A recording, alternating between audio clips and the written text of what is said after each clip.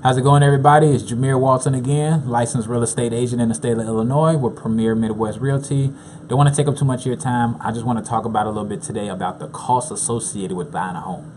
Now, there will be another video. I'll talk about the different government programs where you can possibly get into a home where you didn't pay no money on a down payment or closing costs, as the government has programs that can assist those costs for you. But a lot of times when people qualify for those programs, they think that they still don't have to pay for anything. Wrong. So I just want to go over a few things for you that you're going to have to pay when you're buying a home. The very first thing, down payment costs.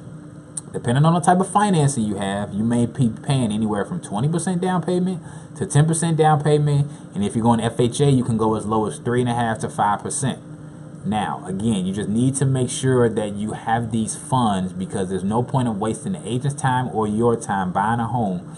And then at the very last thing, the last thing you find out is that you don't even have the funds for the down payment, because you're going to lose your earnest money, which now is going to be the next thing I'm going to talk about. Earnest money, if you didn't watch my previous video, earnest money is the money that you put down on a property. You say, okay, I like this property. I want to make an offer on this property.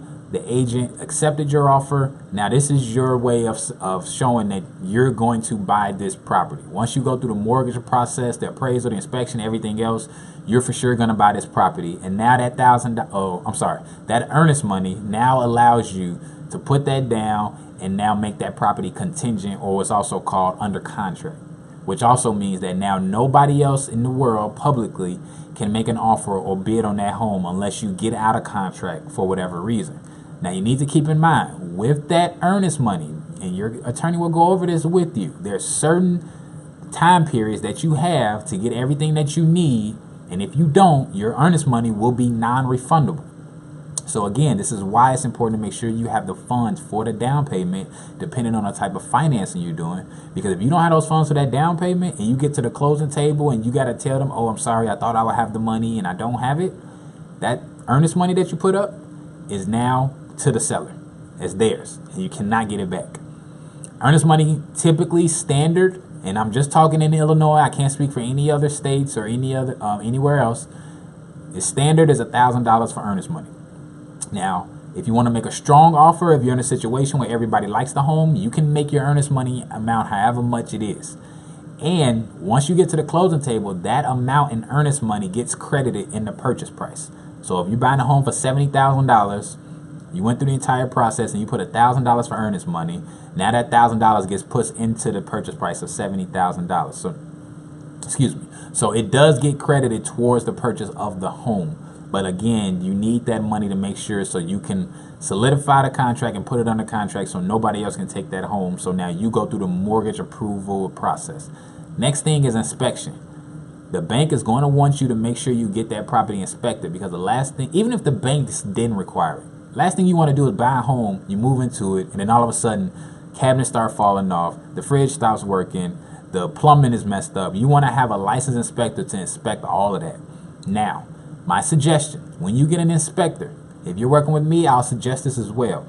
You want to get an inspector that's locally in that market. The reason being, if you're trying to buy a home, let's say, for example, in the Illinois area, let's say you're trying to buy a home in Forest Park. You want to get an inspector that's in Forest Park, or that has experience doing inspections in Forest Park, because you need to make sure that that home passes the Forest Park local inspections.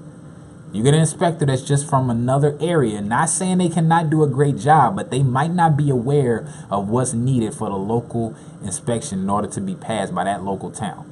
So again, you need to get somebody that's in that specific local town, or it can be somebody that has experience working in that town. And that's something you can talk with them and ask them those questions when you're looking for the inspector that you're going to get for the property. Next thing is, and also too, with that inspection sheet, you can use that now as bargaining, negotiating power now as the agent. If we come back and that inspector says you need these things done to the property, now you can tell them, hey, you know what, my client got the inspection, these are the things that the inspector said that needs to be done to the property. Now if they did not, if some of those things are things that's minor, like a little paint chip here, but it's not like something that's like a safety hazard, if you still request that you want that done and then they deny it, now you can say, okay, well, now if we don't get that done, now we want to either push back the closing date, or we want to get $2,000 less in it. So let's say that the inspection came out and it needs about give or take, let's say easy math, $1,000 worth of work with everything to completely repair everything. Let's say the owner just says, I don't want to do all of that. I deny it. If it's something that's not a major safety hazard, they can deny that.